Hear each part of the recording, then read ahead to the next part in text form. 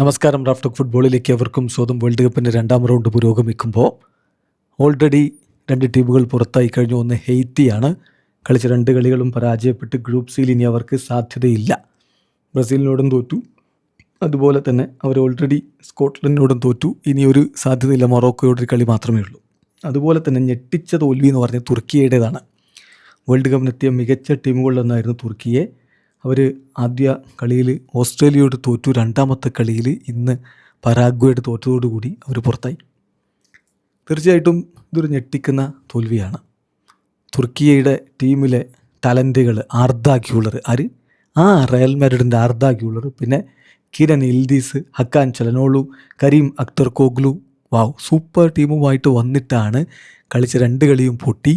ഒരു കളി ബാക്കി നിൽക്കെ തന്നെ വേൾഡ് കപ്പിൽ നിന്ന് അവർ പുറത്തായിരിക്കുന്നത്. ഓസ്ട്രേലിയയോട് തോറ്റു. 10 പേരായിട്ട് ചുരുങ്ങിപ്പോയിരുന്ന, മുഖം പൊത്തി സംസാരിച്ചതിന് റെഡ് കാർഡ് കിട്ടിയിട്ട് 10 പേരായിട്ട് ചുരുങ്ങിപ്പോയിരുന്ന പരാഗ്വയോട് തോൽക്കുന്നു. ഒറ്റ ഗോളും ഈ കളിച്ച രണ്ട് കളികളിൽ അവർ നേടിയിട്ടില്ല. ഒരു മത്സരം ബാക്കി നിൽക്കെ തന്നെ എലിമിനേറ്റഡ് ആവുന്നു. തീർച്ചയായിട്ടും ഇത് വല്ലാത്തൊരു എംബാരസ്മെൻ്റാണ്. അവർക്ക് ജയിക്കാൻ കഴിഞ്ഞില്ല എന്ന് മാത്രമല്ല, അവർക്ക് ഗോൾ അടിക്കാൻ പറ്റിയില്ല. അവർക്ക് ഒരു പോയിൻ്റ് പോലും നേടാൻ പറ്റിയില്ല.